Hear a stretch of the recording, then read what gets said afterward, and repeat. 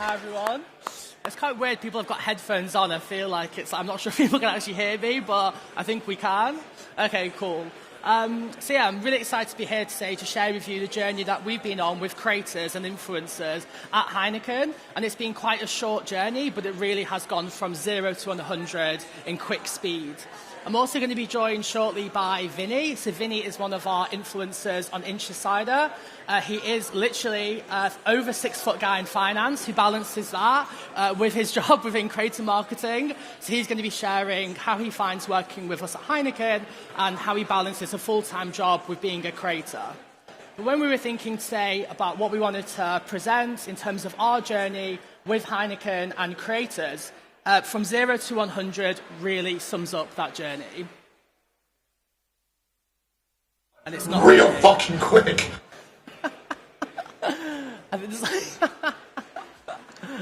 So that's the meme, but I think it played without that, maybe?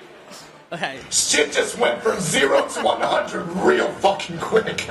So this was the meme that really sums up our journey. So in a really short period of time at Heineken, we've seen a huge growth. And the first brief landed on our desk back in 2022, and the ambition was to launch a new brand targeting Gen Z consumers. And since then, we've started to test creator content on the different brands within our portfolio, and time again, we see amazing results, really highlighting how effective creator content can be within our marketing mix. So when I was thinking today about what to come and share on the journey, learnings and insights, I'm aware it's post-Glastonbury, it's post-London Pride, so I didn't want to come and share loads of numbers and metrics and figures because a lot of other people will be covering that today. Instead, I wanted to share how we've been able to unlock the creativity with content creators to supercharge our campaign and multiply the effectiveness. So as we know, it's a really busy marketplace out there. It's busy in the pubs, it's busy on the shop shelves, and it's really hard to stand out as brands. So how can creators play a role in this? So I'm not sure if anyone recognises this man. I feel like people over there definitely should. So this is Freddie Heineken, and he famously said, "I don't sell beer, I sell a feeling." And I think that's exactly it when it comes to creator content. It enables us as brands to serve out comms that has a greater ability to provoke reaction, emotion, and feeling from consumers. And that's a really valuable thing when it comes to advertising. So let's take a look at one of the ads we would have ran in social media in 2022 and before. And this is purely what we would have ran. So it's a great ad, it's really functional, it lands a message, and it's not there to draw on feelings or emotions. It's ultimately there to drive reach and frequency in a cost-efficient way. But now let's take a look at another piece of content we've ran for Beer Moretti with our creator Seps. I'm hoping this video may play better than that first one. This is what it's like to spend a wholesome Sunday afternoon with my grandparents. With a little help from AI and Birra Moretti. I asked the AI how to live Italian in the UK and it gave me a ton of ideas. I started off by giving Nonna some flowers and then we got straight into cooking what she cooks every single day for Nonna, which is pasta with tomato sauce. Then they gave me a little tour of everything growing in their garden. How long have you had this fig tree? Oh, 20 years. That's a celery. From? It's a rosmarine. Sage. Finocchio. Listen, I fancy having a beer now. Nonna fancied a beer, so we cracked open a Birra Moretti before playing some Italian music on his keyboard.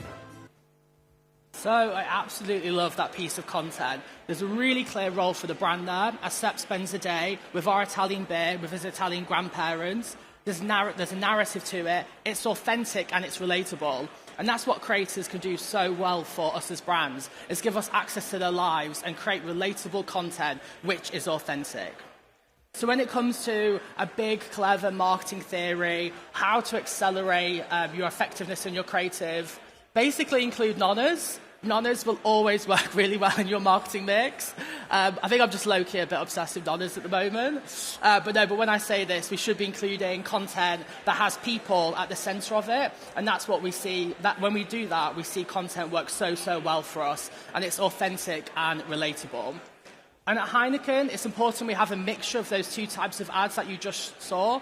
We very much still run the first ad as a foundation. That's there to drive reach and frequency aligned to other parts of our campaigns. But then we maximise the effectiveness of our comms by including influencer content. And here we're optimising towards video views and attention. And it's around a blend of 60-40 split we see work really well for us in our marketing mix. And that's when we get the best possible results. And we're able to provoke a feeling from consumers, which we know is so valuable for us as brands. And then one thing we know as a brand is that we don't want to direct creators and tell them what they should be putting in their content. But instead, we want to give them a bit of a guiding principle of what we would like to see in our content and what we know works well. So in our briefs to influencers via our influencer agencies, we want to see people, humour, and setting. So these are all things that Orlando Wood talks to at length. He's an amazing thought leader in this space, so I'd really recommend you check out his work. But with our info agencies, we bake this into the briefs to creators, and this allows creators to really put people at the centre of the content that they deliver back to us as a brand.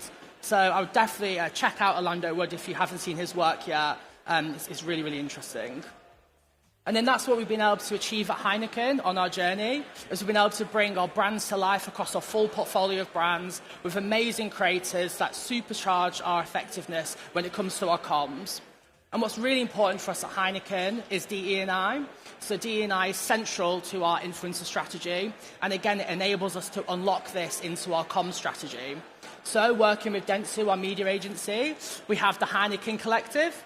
So this is a process where a set amount of investment goes towards DE&I partners and publishers when it comes to our campaigns. And we've pulled this through into our influencer marketing work stream. So we expect to see creators that are at least considered 50% DE&I. And then if there's any other brands in the room or agencies that want to take their business on a journey from 0 to 100, what I've seen success with is building a really robust testing and learn roadmap.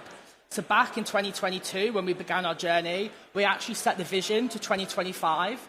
And this has enabled us when the marketing director comes and asks, oh, do you really need that extra budget? Do you need that extra cash? Well, of course, we always do need more budget. And this roadmap's allowed us to take the journey, the business on the journey with us and have a really clear North Star of where we want to get to. So when we are applying our briefs, when we're reviewing our creator content, we should be asking ourselves, does it pass the NONA test? And when I say that, are we setting ourselves up for success by including people, humour, and setting in our comms? Because that's when we know we get the best possible results, when the creator is authentic and relatable.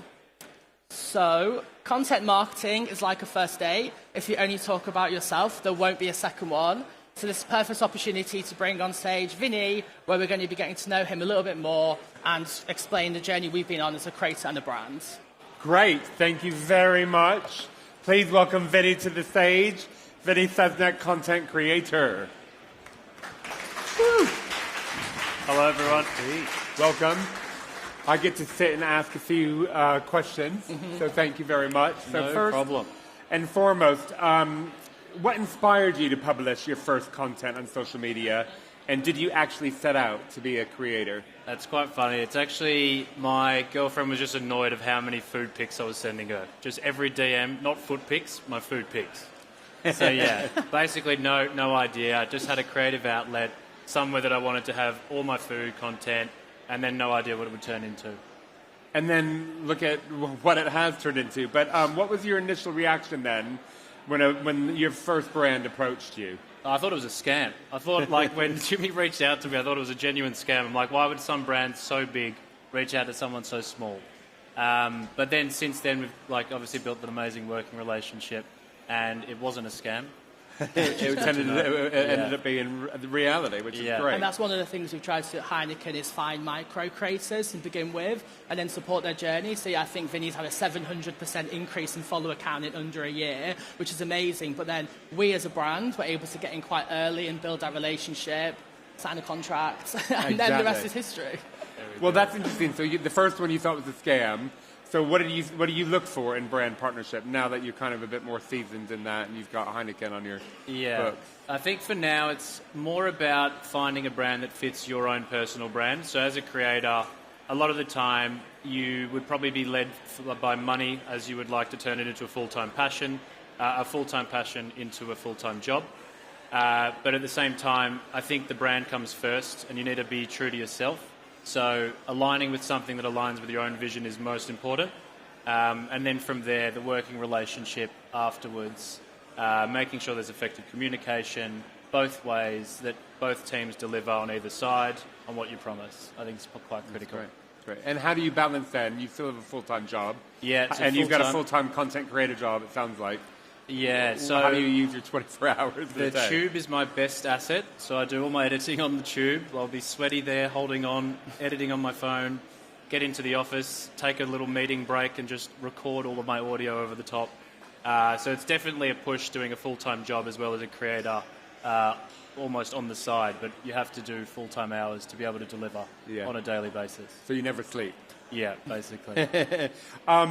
And then is there may be budding influencers on the side or kind of full-time. What advice do you have for them just starting out with brand deals and conversations? Yeah, again, just start doing anything you can, like anything for free. Someone gives you a peanut butter, take it, do a video, start somewhere, and you'll learn a lot about how you work well with people and how you work well with brands, and you'll understand the intricacies of business, where there are certain checkpoints that you need to meet, or there's certain brand styles that are different to other brands. You just learn as a learning journey.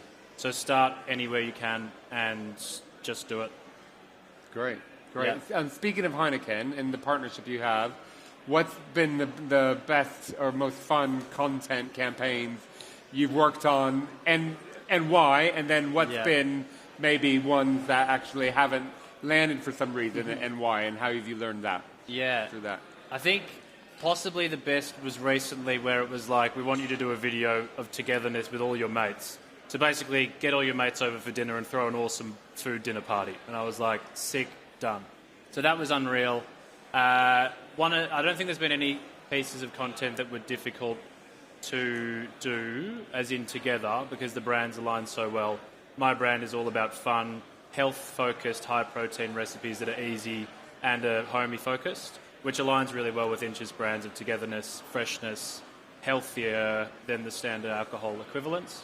But maybe some of the learnings from the legal repercussions of advertising alcohol have been quite fun. So some of the things of me having my shirt off when I was in Greece, put that back on, Vinny, and just keep it in your pants, basically. All right, exactly. And Jimmy, what advice would you give to other advertisers looking to build direct brand and creative relationships? Yeah, I would look at talent that's coming through now to try and find micro creators as they start to build their follower base, and then have those conversations with them either through the agency or directly. But then also I think what's worked so well with Vinny is we've had him into our office, we've given him a full brand induction, we shared our marketing plans for 2024, so he's actually thinking like 3 or 4 months ahead when it comes to our partnership, and it's not just creating like posts on the whim, it all adds up to the overall comm strategy for Inch's Cider. So basically just integrating the crate into your business as early as possible, and basically going on a journey together and having like a good, positive relationship. And was that for you guys, was that a natural place to get into, or did it take some work to figure out how is this relationship going to work between Vinny brand is and actually creator? the first creator we've built an in-house relationship with, and we have this ongoing conversation. But now it's worked so well with Vinny, and we've obviously seen his follower count grow so much. And then he's able to give us amazing campaigns for our content. Now we're thinking about our full portfolio of brands and who's the next micro creator from Beer Moretti for Heineken to enrich our campaigns with the content. Right. We've heard of your favorite campaign. What's your favorite Heineken campaign? Favourite campaign? I'll make a plug at the moment. So we're live with our Heineken campaign. So this is where you can get a pint show if you follow us on Heineken UK Instagram's account. And basically, they're waterproof pint shows. So when you're celebrating in the pub, when England score, which doesn't happen often at the moment, but when it does happen, we have hope. It's coming home. It protects you. And then it's a really fun campaign where it's ladding up into culture, it's ladding into sport. And yeah, they're called pint shows, which I think is quite fun. That's good. And then on that journey, we've talked a lot about actually creative freedom and being authentically true to yourself versus direction from brand. And it may be easier potentially with a brand that's as fun and lighthearted as Heineken. But how do you balance that in some of your relationships? The balance of like authentically creating and having that freedom versus briefs and direction from brand? Yeah, I think ultimately you've got to realise that you're working for a brand, so you're representing a brand when you're doing a piece of work, and ideally you stay as true to yourself as possible, and again, it's about that relationship and harmony between the brand and your own self. I think some of the critical things that you'd need to be doing is just finding out what your niche is, so recognising that, you know, for example, myself focusing on high protein, healthy, easy to make and funny videos. Well, I hope they're funny, but let's see. And making sure that that comes through as the key themes for me, and then making sure that the key themes of your brand that you're working with also sing true. And then I think that's how, in our briefs, we put the people, humour and setting points. And that's the most recent post that Vinny created for us, where he brought his friends together and it showed togetherness. And Heineken as a brand's all around togetherness across our whole portfolio. So I think it's putting those guardrails in place of, Vinny, we would like to see people, humour and setting, please. But then, go ahead and create what you know works best for your audience. Great. Question for both of you, one from obviously the creator side and one from the brand side.